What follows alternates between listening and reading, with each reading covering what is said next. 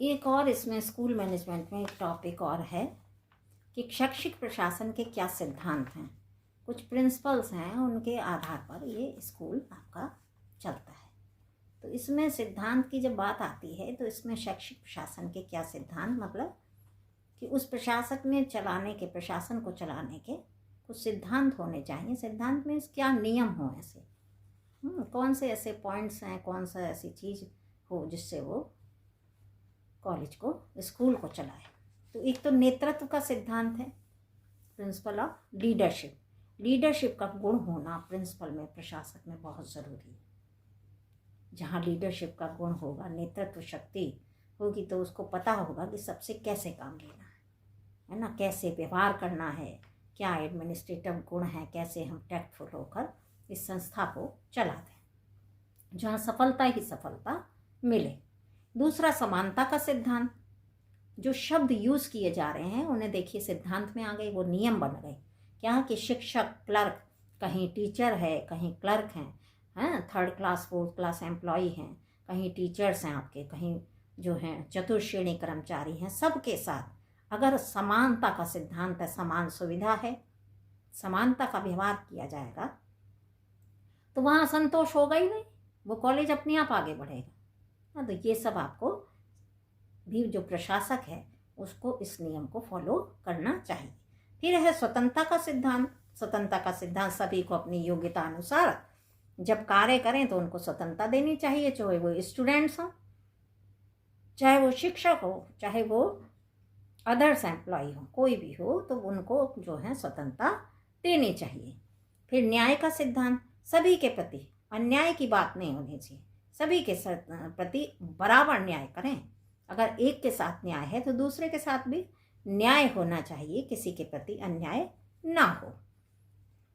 व्यक्तिगत योग्यता को मान्यता देने का सिद्धांत, ये भी एक नियम जाने, ये भी एक सिद्धांत है। क्या कि शिक्षकों, कर्मचारियों की शैक्षिक, पारिवारिक पृष्ठभूमि, सामाजिक पृष्ठभूमि और किस विषय, किस एक्टिविटी में उनकी रुचि है, उसके साथ ही वही सब देखकर तब उनको काम देना चाहिए।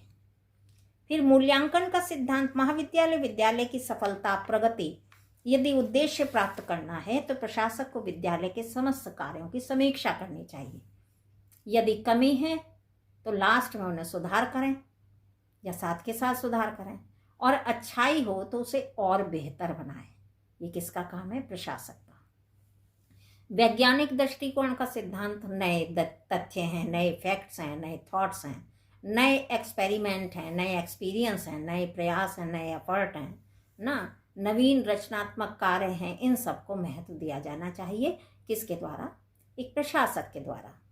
फिर है सामाजिक और राष्ट्रीय हित की भावना का विकास, बिल्कुल, और वो उसका विकास किससे हो सकता है?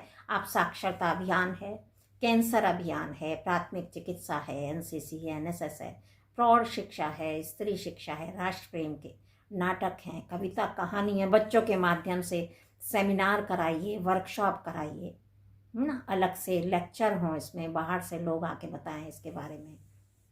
तो ये सब आप बड़े नाटक हो सकते हैं, इस पर कहानियाँ हैं, निबंध हैं, तो ये सब है, इससे कॉलेज आगे बढ़ता है। तो एक ये भी सिद्धांत इसमें होना चाहिए, इस नियम को भी प्रशासक को पता होना चाहिए। फिर है लचीलेपन का सिद्धांत। हाँ, लचीलेपन में क्या कि समाज में जैसे जैसे परिवर्तन होता रहता है उसी के अनुसार साहित्य निश्चित रूप से बदलता है। पहले का साहित्य देखिए और आज का साहित्य आप देखिए, जबरदस्त टेक्नोलॉजी का युग है ना।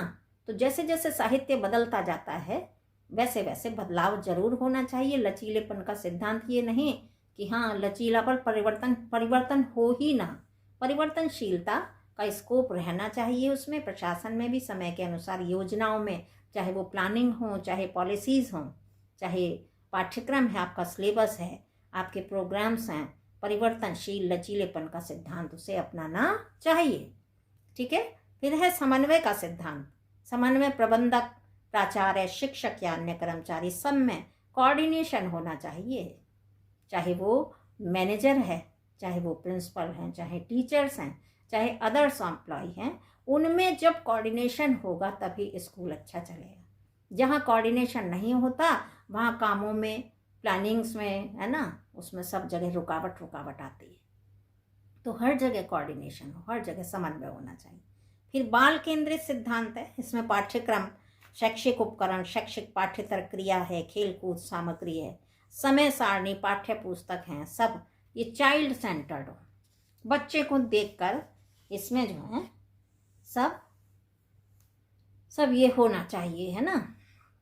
तो ये है एक टॉपिक, मैंने आपको ये फिर बता दिया कि एजुकेशनल एडमिनिस्ट्रेशन के कुछ सिद्धांत भी होने चाहिए, कुछ नियम होने चाहिए, कुछ प्रिंसिपल्स होने चाहिए जिनको प्रशासक ध्यान में रखकर चले, तो निश्चित रूप से वहाँ का माहौल प्रजातांत्रिक माहौल होगा, सब खुश दिल से अच्छे मन से काम करेंगे तो कॉलेज आपका सफलता प्राप्त करेगा।